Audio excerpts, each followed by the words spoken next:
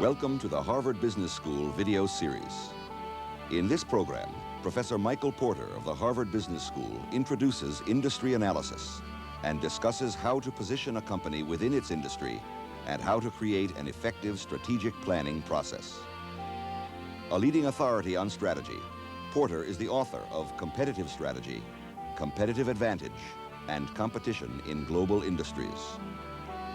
For suggestions on how best to use this video cassette and accompanying material, please refer to the viewer's guide and the user's manual in your video package. I'm Michael Porter, and this is my Harvard Business School classroom where I teach about competitive strategy. Some of you may be very familiar with my ideas on strategy, and others of you may be just learning about the subject.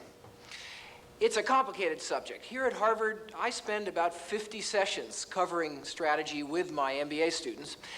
And clearly, we're not going to be able, in a short program like this, to cover everything in this subject. But we've got on our side a very powerful tool, and that's the power of the video medium. Through this medium, I hope I'm going to be able to give you some of the essential concepts of developing strategy, but more importantly, to take you behind the scenes in a series of industries and important American companies to bring the concepts of strategy to life.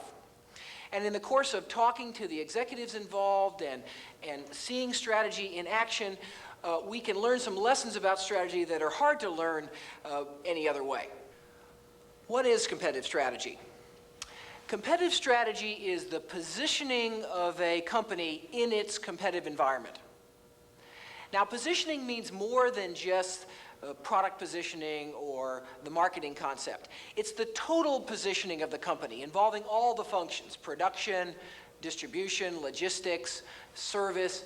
The total picture of the enterprise is placing to the competitive environment.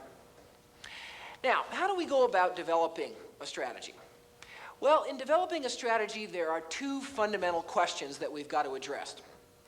The first is the structure or attractiveness of the industry or industries in which we're competing. Some industries are a lot more profitable than others, year in and year out. And we simply must understand why. Because one of the essential parts of developing a strategy is to know how good the game is in which you're trying to compete. The second essential question in strategy is a company's position within its industry. Again, if we look at many industries, we see that no matter whether the industry profits are high or low, companies in the same business have widely different levels of profitability. Some, year in and year out, make a lot more money than others. And any strategist must understand what it takes to be a superior performer in the industry and not be one of the ones that's below average. Both of these questions are vital in developing strategy.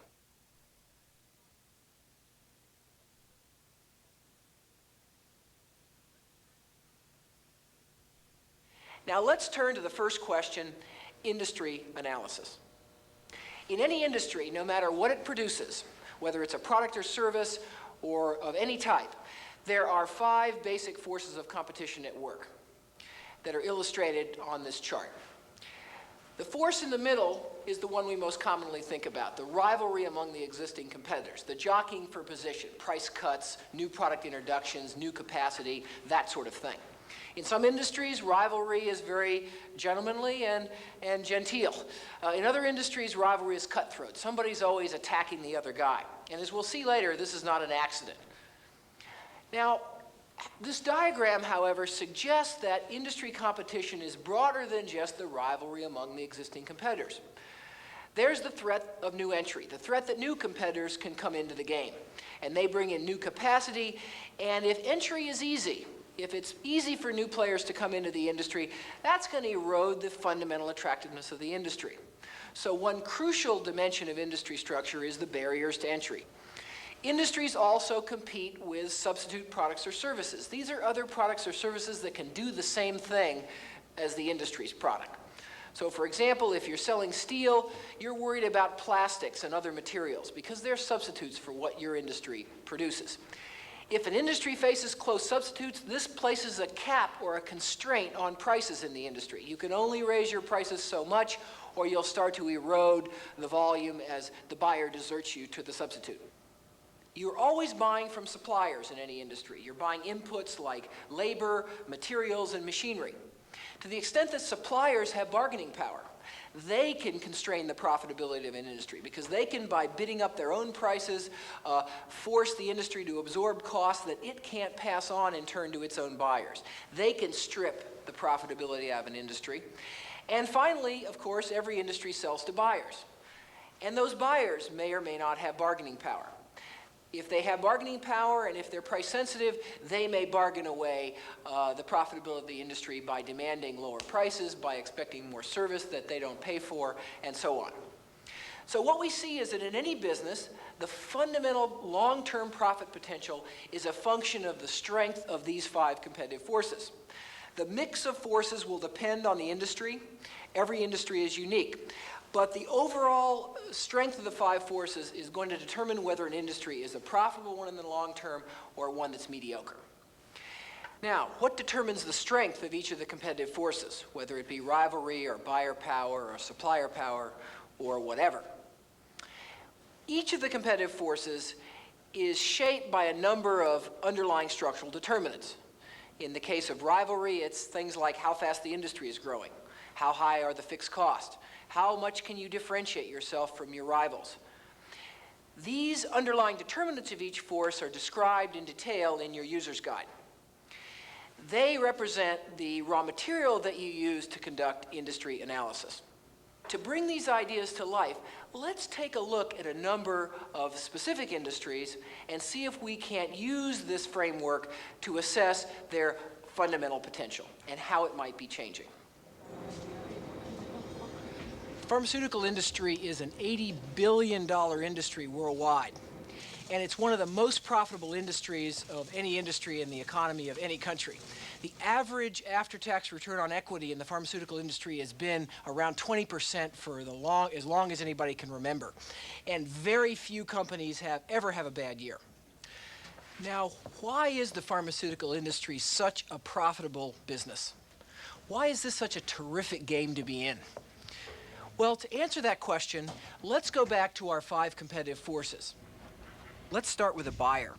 There are 3 different buyers of drugs, but neither the doctor who chooses the drug, the patient who wants to feel better, or the insurance plan that pays most of the cost are price sensitive.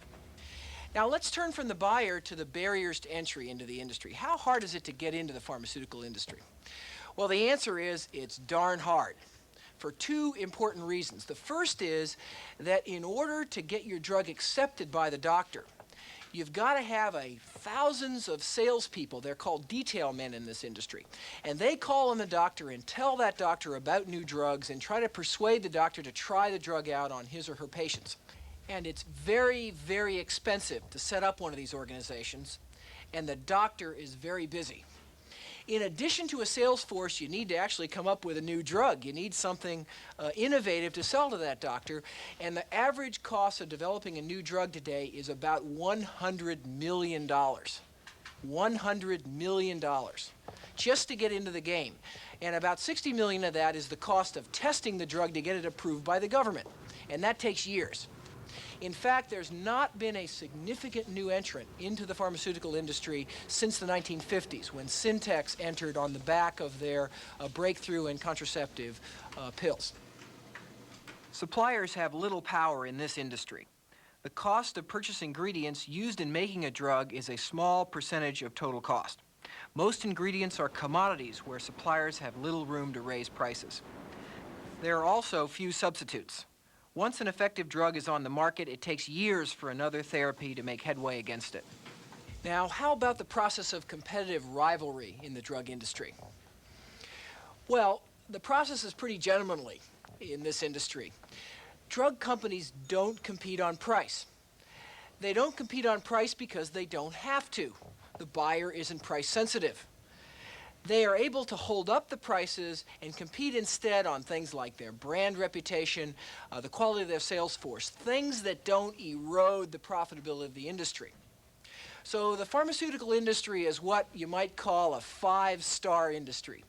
Every one of the 5 competitive forces is favorable. Let's turn to another industry, the airline industry, with a very different level of performance. For much of the post-World War II period, the airline industry has been regulated, both in the United States and in many foreign countries.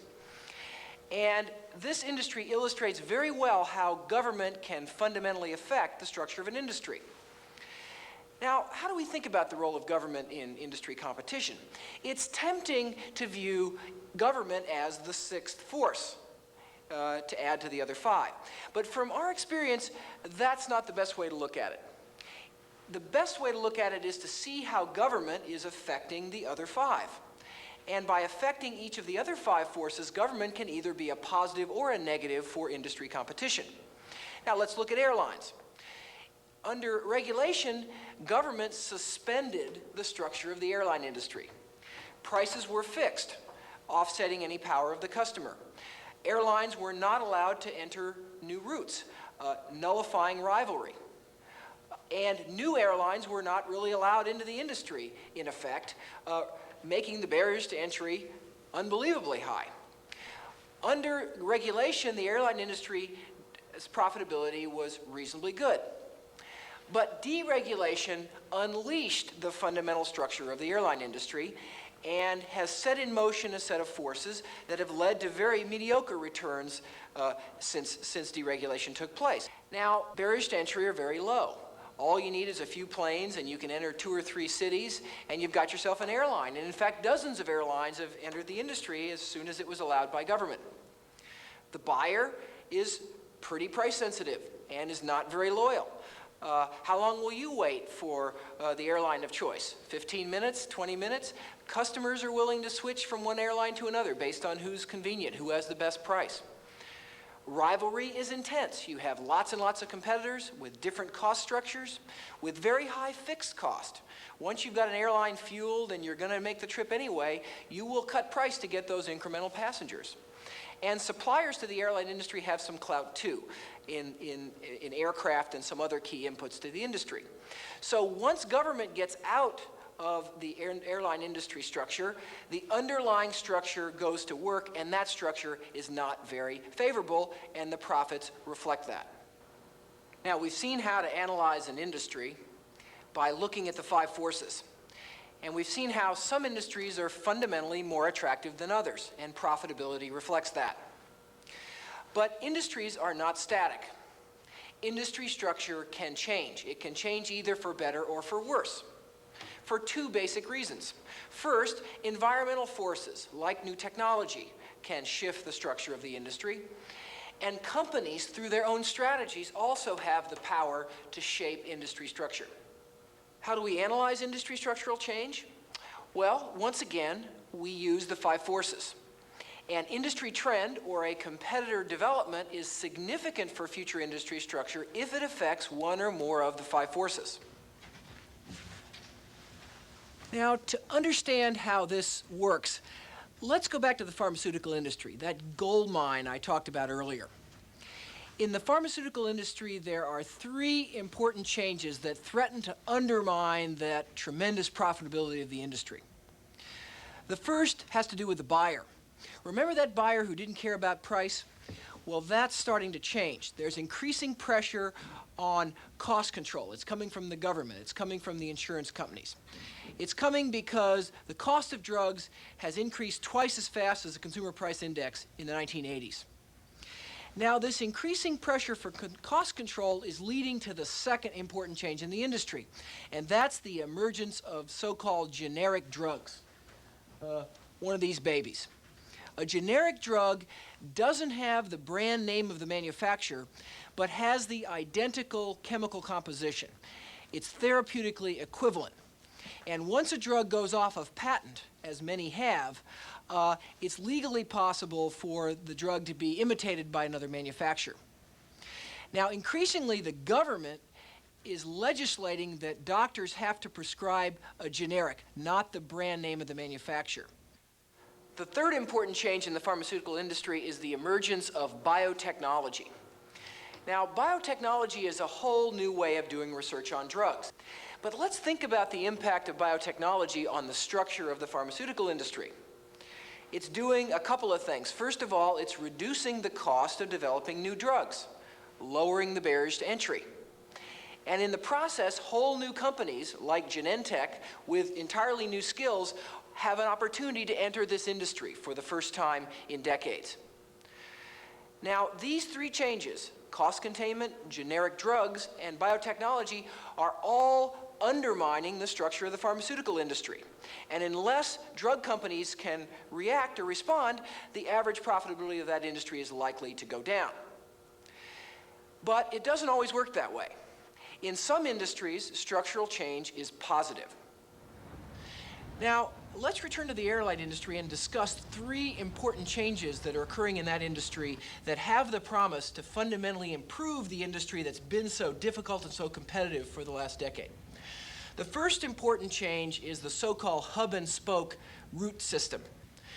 Now, by having a lot of flights coming in and out of the same city every day in a very coordinated way, an airline could get major efficiencies in operations, in marketing, and a number of other aspects of the business.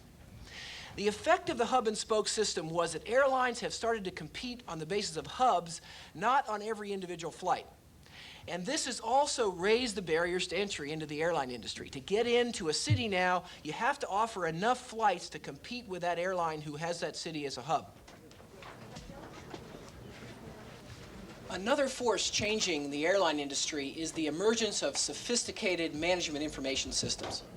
An airline is involved in hundreds of millions of transactions every day, fares, schedules, tickets, and modern computer technology has revolutionized the way all this can be done. It's allowed it to be automated. The problem, though, is that it takes millions, and if not hundreds of millions of dollars for an airline to develop this kind of sophisticated technology. And this huge investment has substantially raised the barriers to entry into this industry and given a new lever for some airlines to outdo others. The final change in the airline industry that's going to improve the industry structure is the so-called frequent traveler programs, where airlines give free travel to passengers who accumulate miles on their airline. Now, what are the airlines trying to do with frequent traveler programs? You'll remember that one of the crucial problems in the industry is that it was hard to differentiate. One airline was perceived as the same as another. Well, the frequent traveler programs have started to change that equation, and in the process, again, rivalry is starting to get less intense, and the barriers to entry are going up.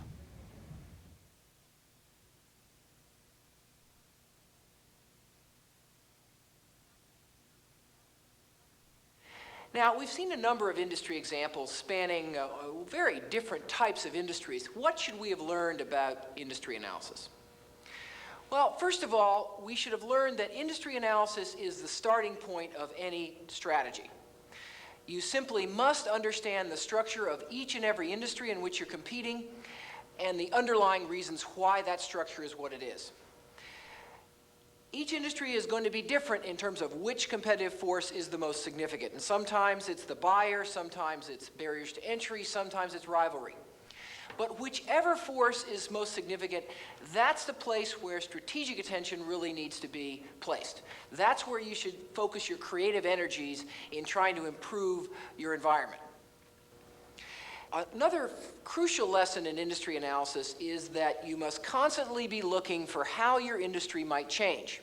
Because we've seen in airlines and pharmaceuticals how important and even revolutionary industry structural change might be. And we've seen how to use the 5 forces framework to analyze how your industry might indeed be changing. We've also seen, however, that companies have the power to shape their industry. You're not a passive participant in your industry. You can influence how industry structure evolves. And an essential part of any company's strategy must be an approach to making the industry structure better, particularly if a company is a leading company. But the final lesson is that there's a flip side of all this, and that is that companies can unwittingly destroy their industry just as easily as they can make it better. Many companies, by not thinking through the implications of their strategic moves, will go down a strategic path that undermines the industry structure, that makes the 5 forces worse. Any strategic move of any sort must constantly be tested against its impact on the fundamental structure.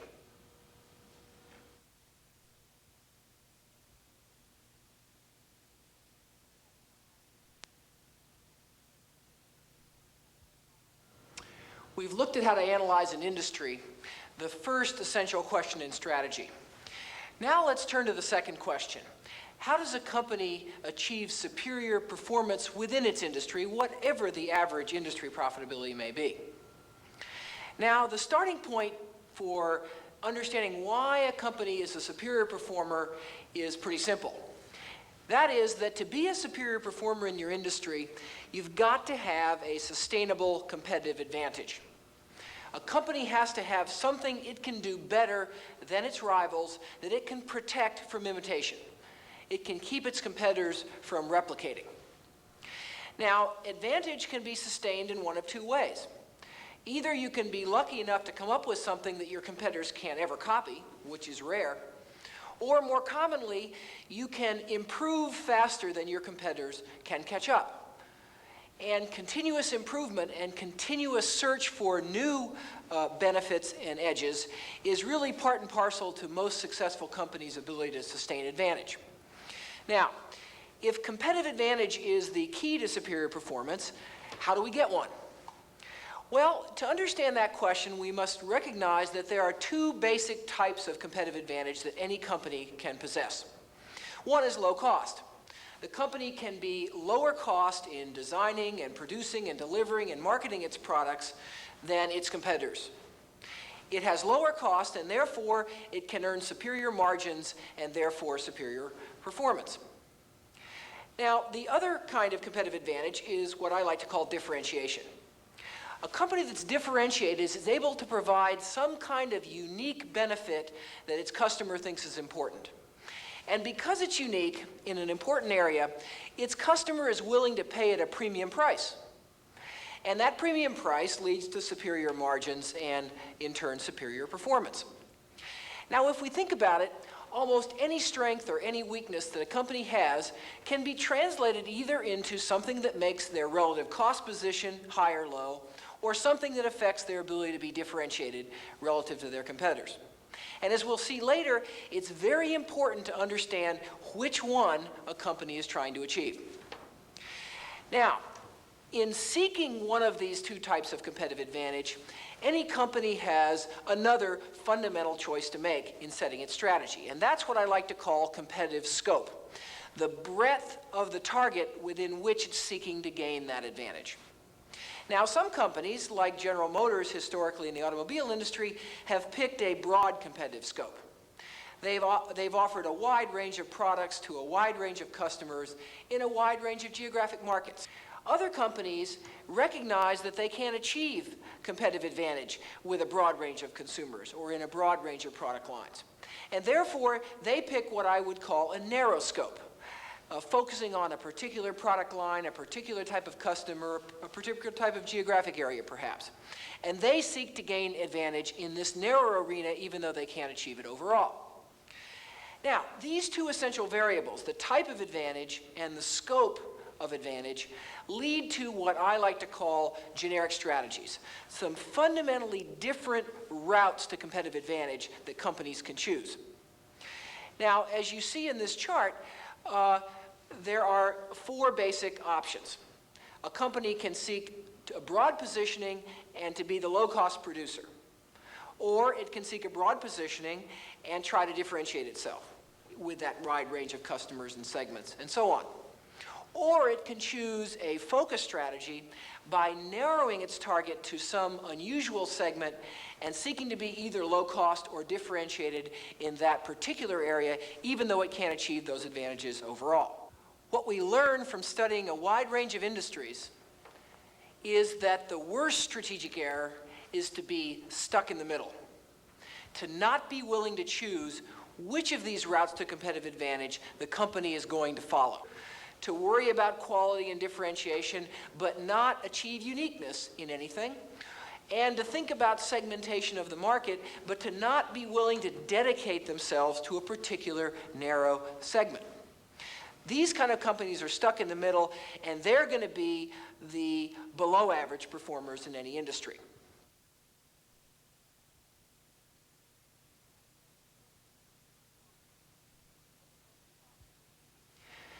Any company seeking to gain a cost advantage must start with a good product.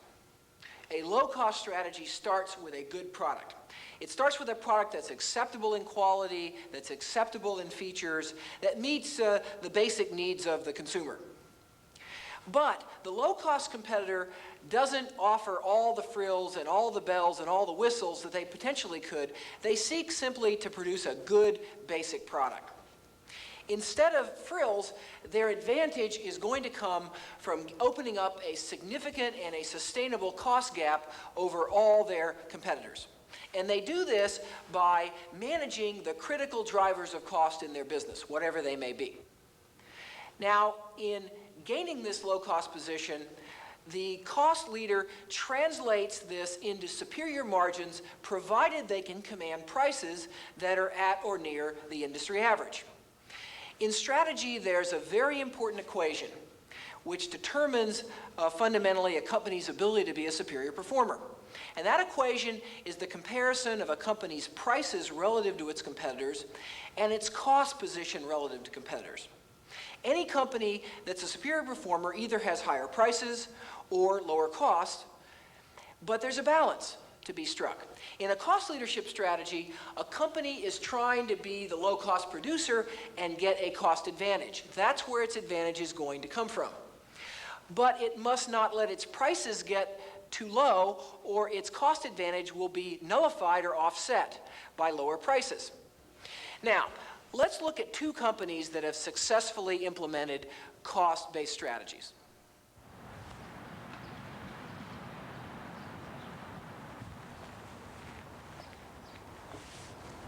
Every one of us uses bar soap, hopefully every day. That's why it's a $1.6 billion industry in the United States. When one thinks of soap, one thinks of one company, Procter & Gamble.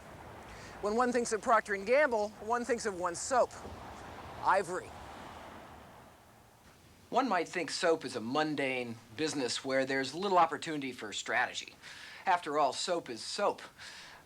In fact, soap provides a fascinating example of competitive positioning. Ivory was introduced many years ago, actually in 1879. At the time, there were over 300 companies in the soap industry.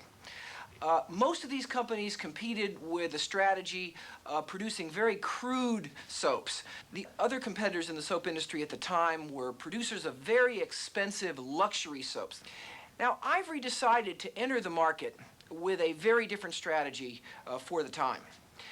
The basic Ivory strategy was to introduce a pure, mild bar of soap without the harsh ingredients and alkalis that were characteristic of the other soaps of the time. The Ivory bar also floated.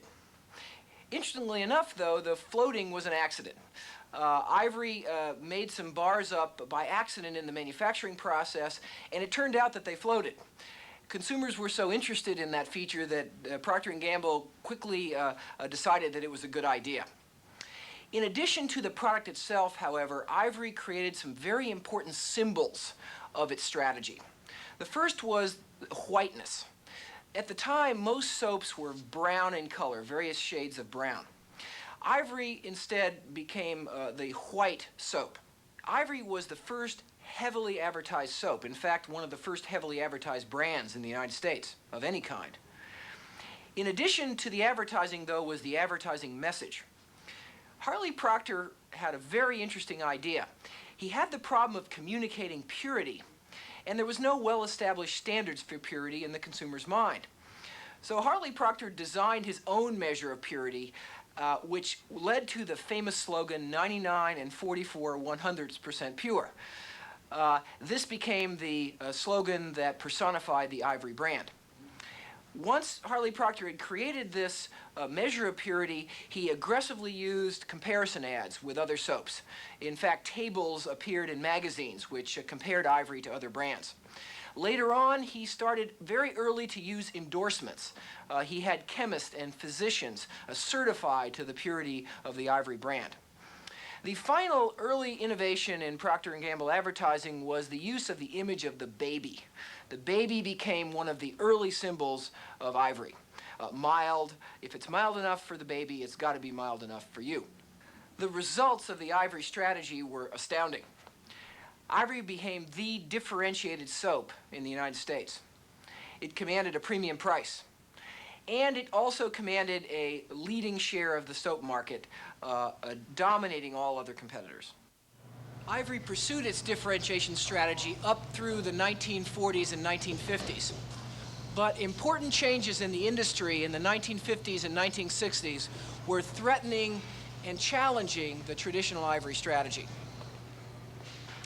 The first was Dial. Dial was the first of the so-called deodorant bars. In addition to basic cleaning, it offered a deodorizing feature as well. A number of other deodorant bars followed. The second major development was Dove. Dove was specially formulated to take good care of the skin, so-called beauty bar. Dove was introduced in 1956, and again, others followed. Now, the introduction of Dial and Dove fundamentally threatened the positioning of Ivory as the differentiated soap. These new products had features that Ivory didn't have. Now, Procter & Gamble had a choice at this stage. It could have added these new features, one or both of them, to Ivory, but it chose not to. Instead, Procter & Gamble decided to strategically reposition Ivory. Now, the basic Ivory bar remained the same. It's white, it floats, it's 99, 44, 100% pure. But Ivory moved from being the differentiated soap to being the good basic soap that represents a good value. It moved from being the differentiator to being the cost leader in the soap industry. And in the process, Ivory was able to maintain its leading market position. Now, what is the new Ivory strategy?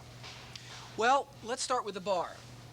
The Ivory strategy is to have a simple, basic, no-frills soap. No unnecessary ingredients, no scents, no perfumes. Now, how about the packaging? Well, as you can see here, the Ivory package aims for simplicity. There's no expensive papers, no shiny paper, no garish colors. Look at this bar here. That's pretty garish. Ivory goes for simplicity, for simple, for basic. Now, in terms of packaging, Ivory pioneered a practice in the industry called bundling. Here's an example of a bundle of soap. There are 6 bars here sold together. And what this did was go from having a bunch of bars sitting in the bin in a disarray to a neat kind of package. And the idea here was that Ivory could be used by the whole family, so you should buy it in quantity. The user for Ivory is a remarkably diverse consumer base. There is no meaningful demographic skew on Ivory, as you might expect with a brand of that kind of market share and broad usage.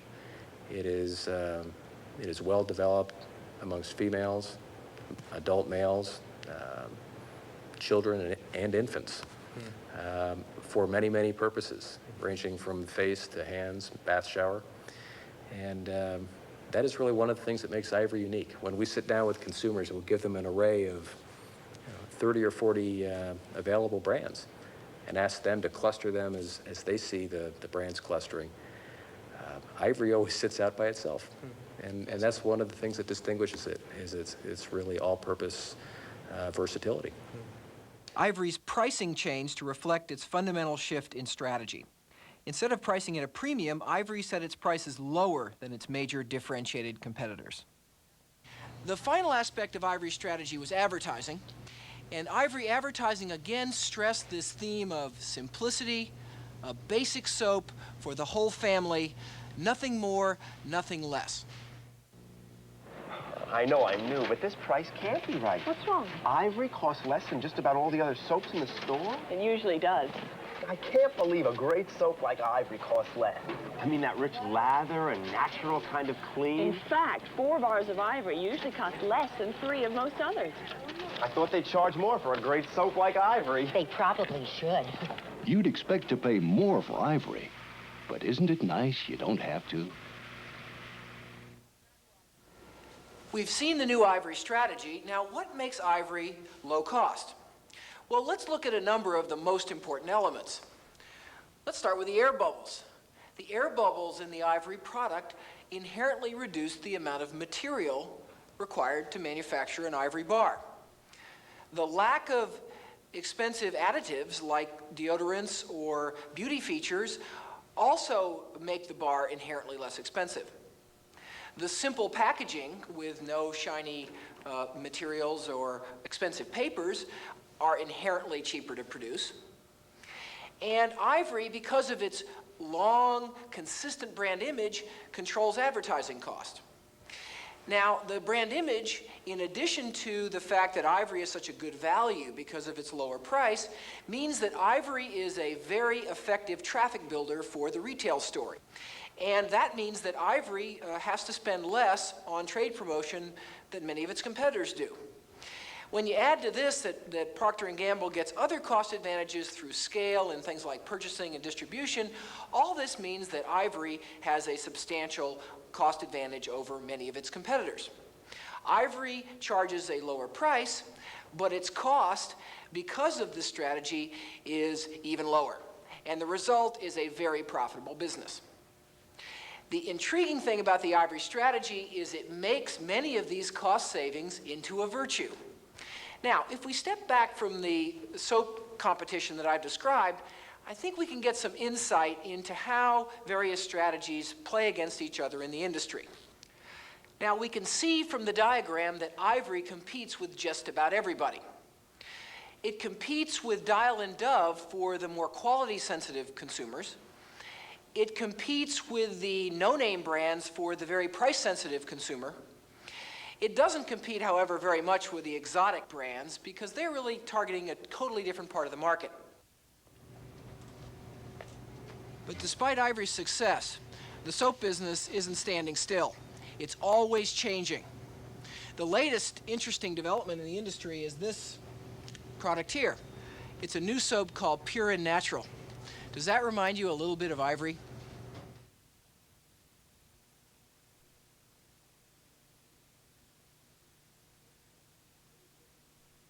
In most companies, old brands sort of get left alone to kind of fade away. But that hasn't happened at Ivory. Why not? Why the continual improvement? Well, Ivory really became a gigantic brand to us very quickly. It was really part of Americana before the end of the 19th century. It was the leading brand, and it wasn't very difficult in those circumstances to realize the importance of keeping it up to date in terms of what consumers wanted. And also to recognize the very particular characteristics it had of purity and mildness, floated, was white. So the fact that it was of such gigantic importance to the company, there were many people in those days that called Procter & Gamble the Ivory Company.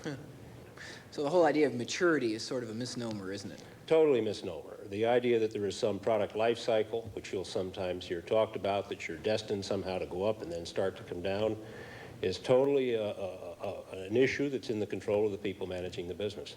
You mentioned earlier that it's the sort of key first step is really being in touch with the consumer and what that consumer really wants at a very personal level. You know, how do you and the other Procter & Gamble executives actually do that? How do you understand the consumer? You just can't kind of think about it. You've got to get more input than that. How do you do it? You've got to sit down and talk to consumers. And there are a whole variety, and you need to do it in a whole variety of ways. You can get benefit from talking to a group of consumers at one place. And I do that every time we've introduced a major new brand. Since I've been president of this company, and I certainly did it before, I will find an opportunity to get out into the test market. And I want to look at stores, but I also want to sit down in a room with consumers and hear them talk about the brand. We've talked a lot about the change at Ivory, but you've already hinted at the continuity. Despite over 100 years of history, here's a brand where certain essential elements have been preserved. How do you actually preserve continuity as people change, as time changes? What process do you use to do that? Well, there's several, as you'd expect. One is simply the continuity of our own management. We promote from within, without really any exception. We know each other awfully well. The people who've been responsible for Ivory over the last 30, 35 years are all still in this company. Now, they're not all working on Ivory every day or every week or even every year, but they are here. The point of continuity, too, I would also stress is importantly related to our advertising agencies and our attitude toward our advertising agencies. Our relationships with agencies are ones that are very long-lasting for us. And again, Ivory's a marvelous example of that. We have been working with the same agency on Ivory for 67 years. John, what does a brand mean at Procter & Gamble? Well, we think of a brand as, it's almost alive. It may sound corny to say that, but it becomes almost a person. It's first and foremost something that we just see bring benefits to consumers, and that's the way we really view what we're about, is bringing benefits to the consumers. But it assumes a personality, almost a character to it. Now, as we look over the history of the bar soap category and the history of Ivory, we see a succession of new segments opening up and new competitors coming on the scene, Dial, Dove, other products. Now, by and large, Procter & Gamble, in dealing with those changes, has chosen not to kind of change Ivory, but rather to introduce new brands. Why is that? Why not just create a new model of Ivory? Why introduce a whole new brand? These have been very difficult, challenging decisions. Each one of those you mentioned. Should we make Ivory a deodorant bar? Should we add cold cream or some other cosmetic ingredient to Ivory? Mm-hmm. Believe me, as I answer this, don't let me leave you with the impression that the answer was obvious or we didn't go back and forth in the thinking process on it. We did, and on each and every one of them. But in each one of them, too, we felt that the right way to proceed was to introduce a different brand to provide that benefit, because we felt that adding deodorants to Ivory or adding a cold cream ingredient to Ivory would really be inconsistent with one of the basic features, qualities, attributes that consumers wanted. And because we felt that the values that Ivory did stand for, as it was, were still of such broad appeal and broad interest to consumers that we would be able to have a healthy, and if we operated it properly, a growing business without having those ingredients. So we felt we ought to leave Ivory in that sense the way it was, that is, not containing these ingredients and not providing those particular benefits, and do them on another brand.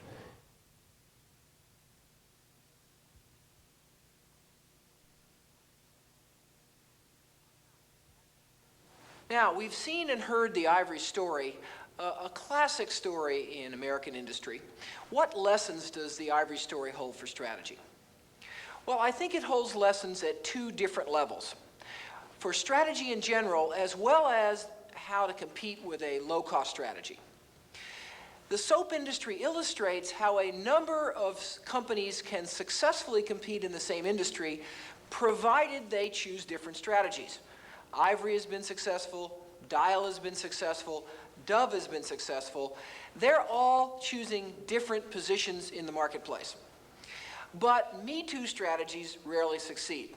We've never heard of most of the other soap brands that tried to imitate either Ivory or Dial and Dove. They never made it. The Ivory case also shows us that the successful strategies are ones that are consistently implemented over long periods of time. You can't succeed in strategy if you're flip-flopping what you're trying to be every year. The flip-flopping not only confuses your organization, but it confuses the marketplace. The marketplace doesn't really know what to make of your product or service. Now, the Ivory story, however, vividly illustrates the principle that strategy has to change if the industry structure or competitive positions change enough. The emergence of new buyer needs, the threat of new competitors may force a company, as it did Ivory, to shift its strategy. In Ivory's case, from differentiation to low cost. But shifting a strategy is a very risky and very time-consuming process. And Ivory shows how long it took really to fundamentally reposition the company.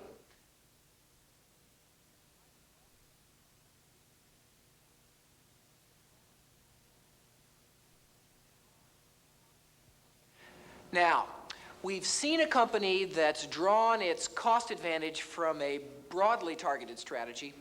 Let's look at another company that succeeded in creating a cost advantage through focus.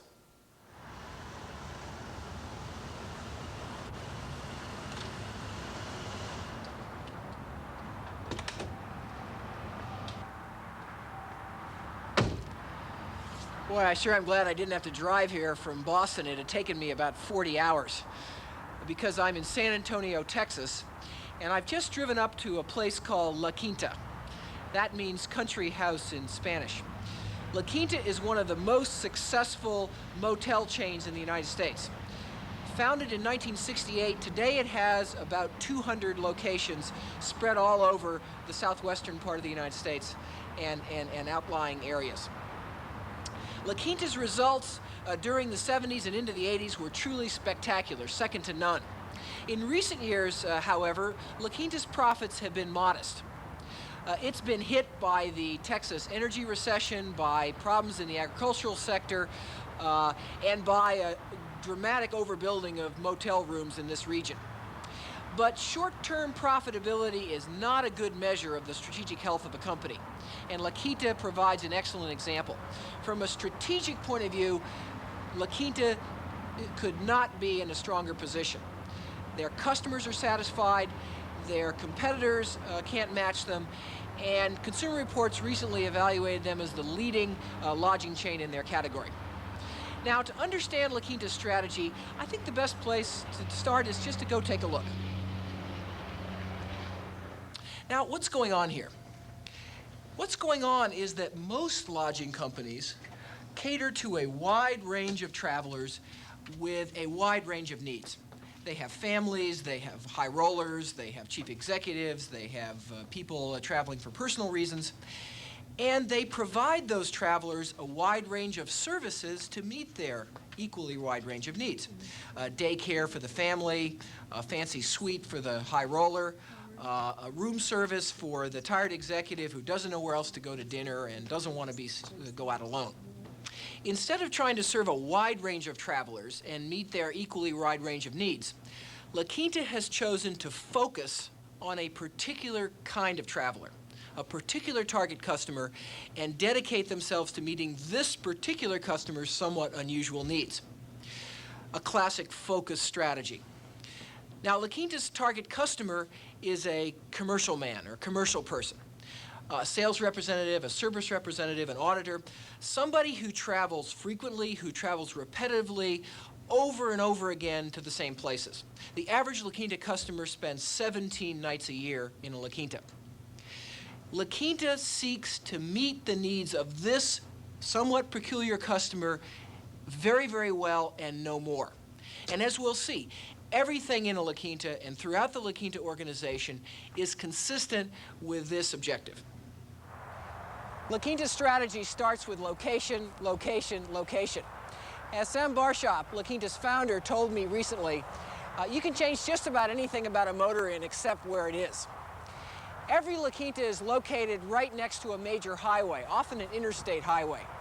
It has good access and excellent visibility. The Laquinta is near an industrial park, an airport, a medical complex, somewhere where business people go a lot. Now, over here you'll see a restaurant right across the way from the Laquinta. The restaurant is open 24 hours a day. In fact, every single Laquinta is built next door to a 24-hour restaurant. Many of them are Denny's. Now, the fact that there's a restaurant right there means that Laquinta doesn't need a restaurant of its own at all. If its guest wants to go to breakfast, he just walks across the street. Laquinta wants no part of the restaurant business for a number of reasons. The first is that Sam Barshop lost his shirt in the restaurant business when he was growing up. More importantly, though, the restaurant business is a different business than running a motel, and it's a business that most lodging establishments lose money on and have to subsidize with higher room rates. Now, my room here is about 300 square feet in size. That's as big or even bigger than a Marriott or a Hilton or a Sheraton room would be. And to top it off, Laquinta's rooms are all built with an all-concrete construction technique. And this construction technique, combined with a lot of soundproofing between the various rooms, means that it's quiet. It's beautifully quiet. And you can actually get a good night's sleep.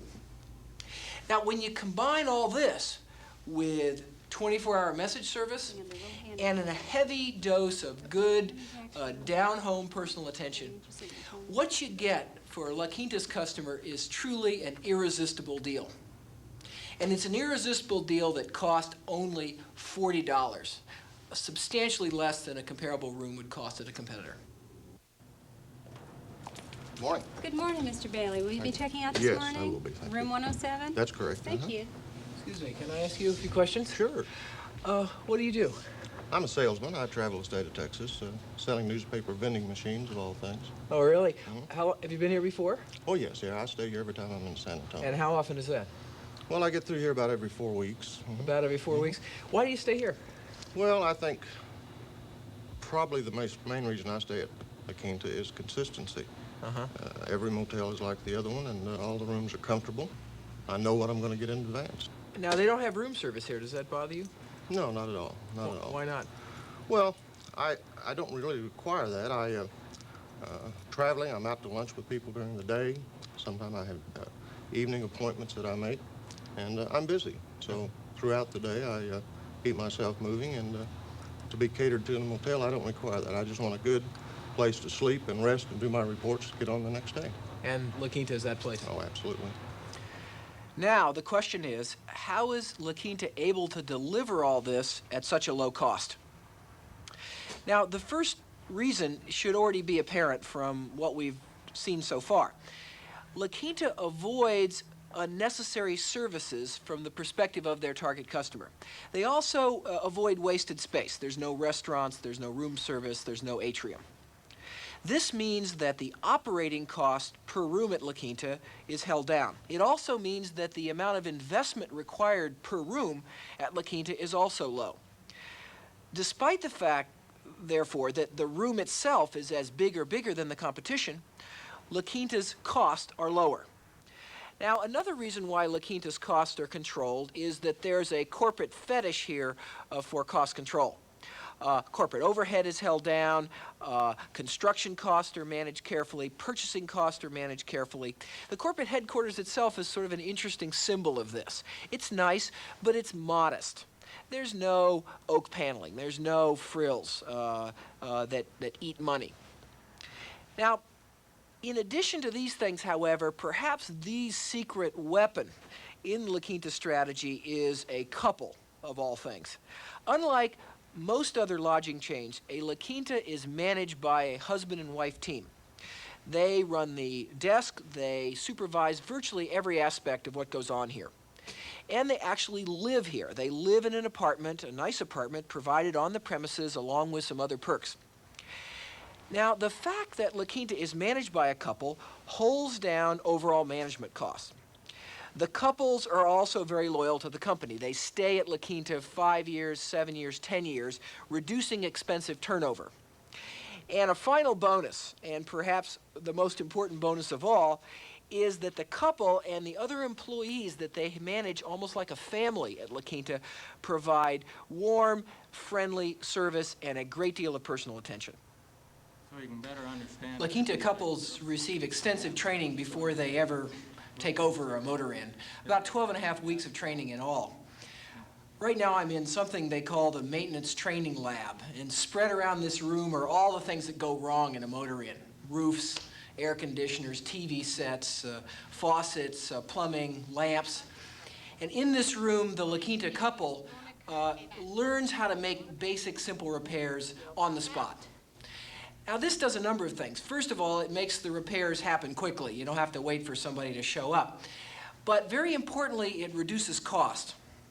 And it's this kind of clever thinking, along with the design of the rooms, along with the sturdy construction, along with a lack of unnecessary services, that makes Laquinta such a low-cost provider of motel services.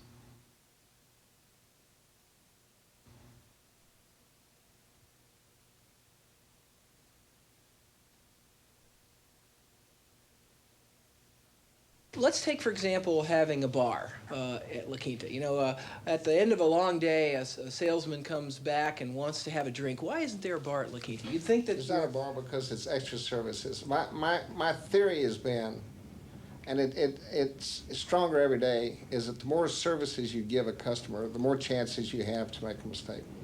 If they want a drink, they'll take a bottle to the room, or they'll go to a restaurant near the property and have a drink. But we have found that is not way down the list as far as priorities as far as our customer goes. But I guess it's fair to say that when you build a strategy around this customer, you're deliberately making a choice that there's some other customers with some other needs that might not be satisfied, and you're just making the choice. I think in our industry, and I think in all industry, you really have to target in on your customer, understand your customer, and listen to your customer, and work with your customer, and pay attention to their needs. And their needs change. They change yearly. Mm-hmm. We put in colored television, then we had to put in cable, then we had to give free coffee, the free telephones. There are things that they demand, and we constantly survey our customers and see what they want, because they're the boss. I'm not the boss of this company.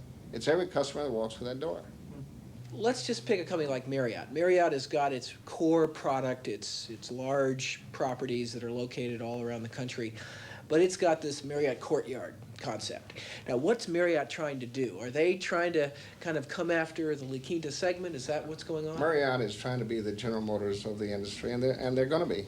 The difference between Marriott and Laquinta is Marriott thinks big, Laquinta thinks small. How about, how would you compare Laquinta to, say, Motel 6, the classic kind of low price? Motel 6 knows what they are, and they're another good company. They know what they are. They're selling room for about $20 a day. They are not competing for our customers. They're taking people off the backs of motorcycles and campers and put them into a motel room. Laquinta has always had a very great sensitivity to cost, partly to keep the price of that room down, because that's essential to the strategy. How do you keep the attention to cost in the company? I talk about nickels and dimes and one of the company. We're not working on dollars in this company. We're working on nickels and dimes. We're working on minutes in cleaning a room. And we're working on every dollar we can save in building a building we can make, because our buildings are so cost effective now. We know every nail, we know every brick that goes in that building. We know what the land cost should be. We understand the product, and that's a big advantage of having only one product. We know it well, from bottom to top. When I hear you talk, it seems almost to me like you're managing a private company, but you're public. How do you do that?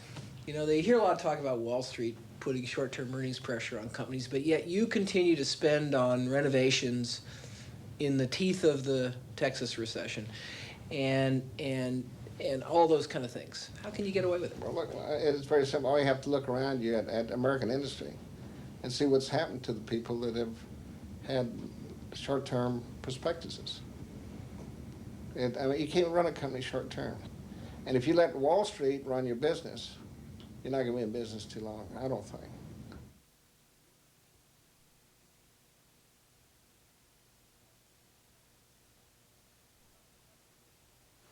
What are the lessons we can learn from Laquinta's strategy? Well, Laquinta is our first opportunity to look at a focuser. And there are some important principles in the Laquinta story for competing with a focus strategy. Laquinta also will allow us to broaden our understanding of what it takes to be successful in competing on cost.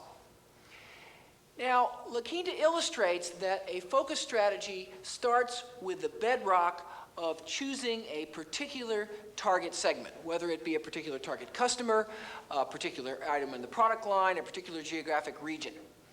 But this target segment has to have unusual or distinctive needs. If they're not unusual, the focuser won't gain any advantage over the broadly targeted competitor, who will serve the segment perfectly well as part of their broader strategy. Now, a focuser dedicates everything they do to serving the target segment exclusively and not worrying about anybody else. We see in Laquinta's strategy how every step of their product and service offering related to that traveling salesperson. and how that tied together everything Laquinta did. Laquinta case also shows that any focuser is always under constant, relentless pressure to broaden or fuzz their strategy. There's always the temptation to add an extra service or add an extra product in order to get a few more customers. But this temptation simply must be resisted, because if a company starts to fuzz the edge of its focus strategy, it will lose the essential competitive advantage on which it's based, which is this dedication, this consistency of everything they do to that particular target. Now, what can we learn from Laquinta about competing on cost? Well, we learned that a cost-focused strategy depends on finding a target segment that has somewhat lower needs for services or features than most of the market. In Laquinta's case, their customer didn't want a lot of services and features that most motels offered.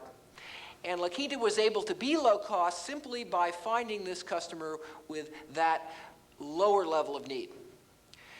Laquinta shows how cost advantage requires investment. Laquinta spent aggressively on management information systems to reduce the bookkeeping requirements in the locations. They used all concrete construction, which lowered the maintenance cost, but it was expensive. They also aggressively renovated their properties to keep the level of the quality of the product up. A final very important lesson from Laquinta's strategy is how cost leadership requires that cost become really part of the culture of the company. It becomes something that everybody in the company is worrying about every day. And we certainly saw this at Laquinta. Now, we've seen two companies competing with cost-based strategies, one with a broad target and the other choosing the strategy of cost focus. To get some additional perspective on competing on cost, let's go to Emerson Electric Company and talk to Chuck Knight, Emerson's CEO. Emerson is probably the company in the United States that's most identified with being a successful low-cost competitor.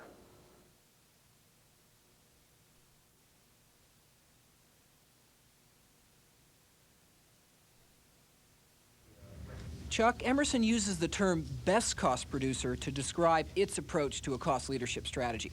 What steps does Emerson take to be the best cost producer? Mike, that's, I guess, a long story, because it evolved out of first being the low-cost producer, which was kind of a theme we had across the corporation in the 70s. But as we started to get into the whole concepts of world-class manufacturing, we knew just being the lowest cost producer wasn't the answer, and so we moved to a definition of best cost producer, which involved 6 key points for us that we used as communication techniques across the corporation to define what we were trying to do. And the first was quality. We couldn't be the best cost producer without having the best quality. They were synonymous. And secondly was to know the competitor's cost. People just really can't know where they are if they don't take the time and energy to find out what their competition's costs are. Third was the need to have a receptivity to change and the willingness to go after productivity in your plants, and the responsibility of management to set that tone and environment. Fourth is a formalized cost reduction program, which is part of the planning process. And too many times companies do their cost reduction when times get tough, and not on a continuous basis as a part of a desire to maintain or achieve a certain level of profitability. So formalized cost reductions. Strong communications related to those cost reductions, because we like to think as a part of our best cost producer plan that all of our employees are part of it. They feel ownership, and the enemy isn't management, it's truly the competition. So that's 5, and the 6 is the commitment of capital to make it happen. Why is quality so important?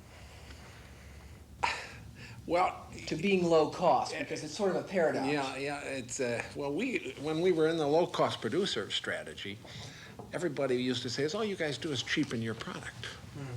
You know, you'll take material out, or you'll do this, you'll do that.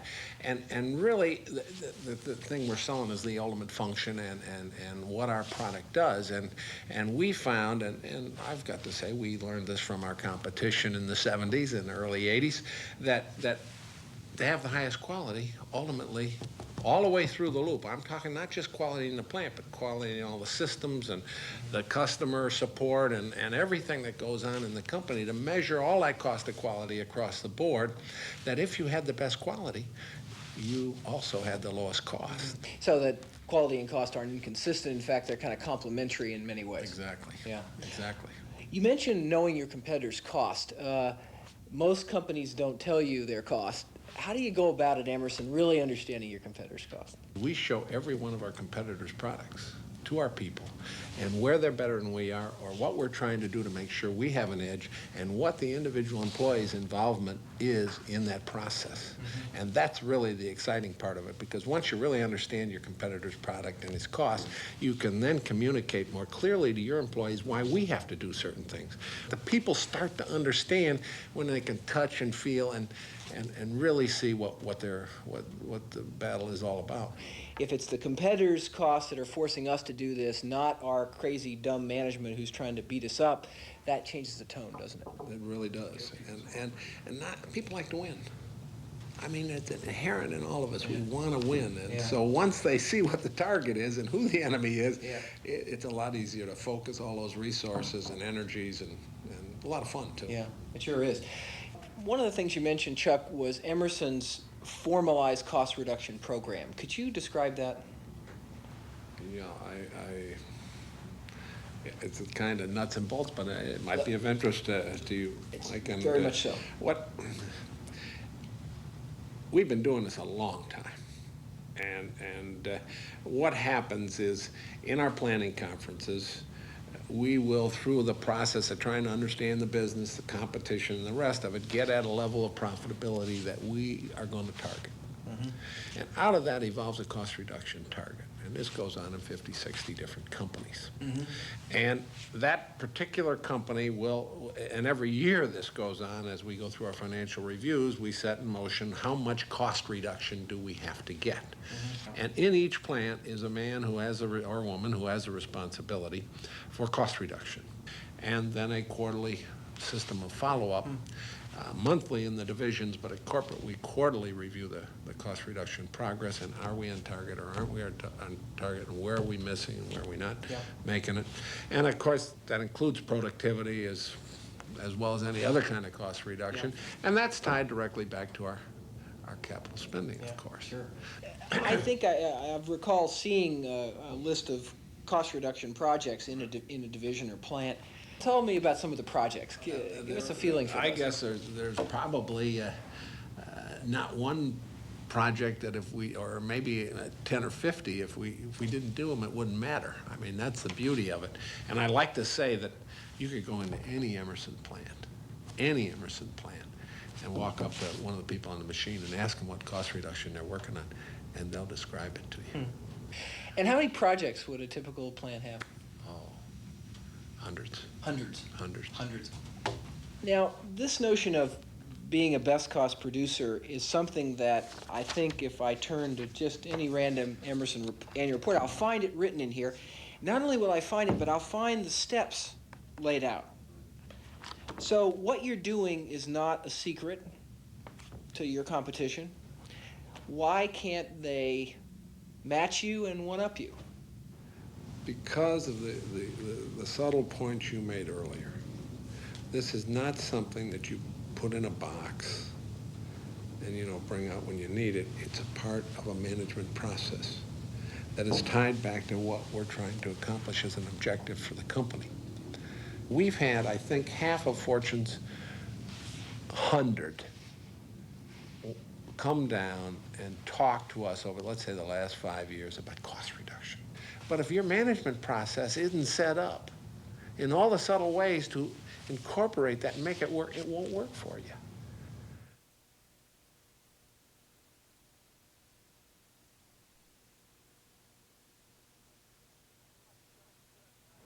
I think my discussion with Chuck Knight is a very fitting way to conclude our discussion of cost strategies. It illustrates, again, a number of vital points about this route to competitive advantage. First, cost leadership starts with a good product. There's nothing cheap or inadequate about a low-cost producer's product or service. it's good, but a cost leader is willing to make some choices in order to be low cost, to give away some frills and features. We've also seen over and over how successful cost leaders draw their cost advantage from many sources throughout the business, wherever they can find it. It's not just in manufacturing. It's not just in design.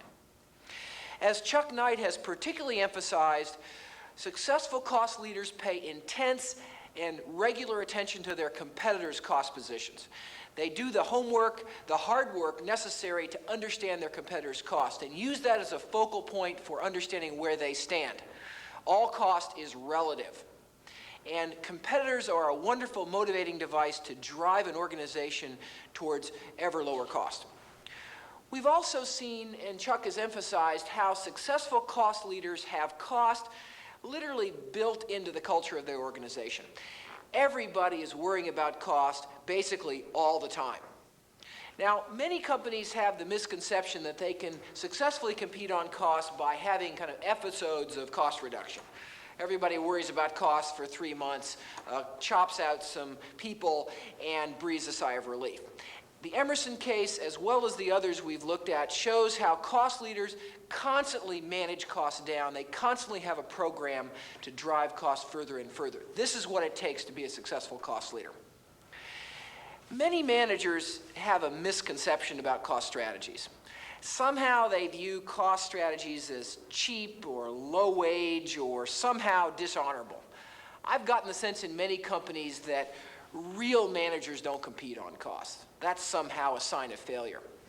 I hope those misconceptions have been vividly overcome by what you've just seen. Cost is one important and viable route to competitive advantage, and many of you probably ought to choose it.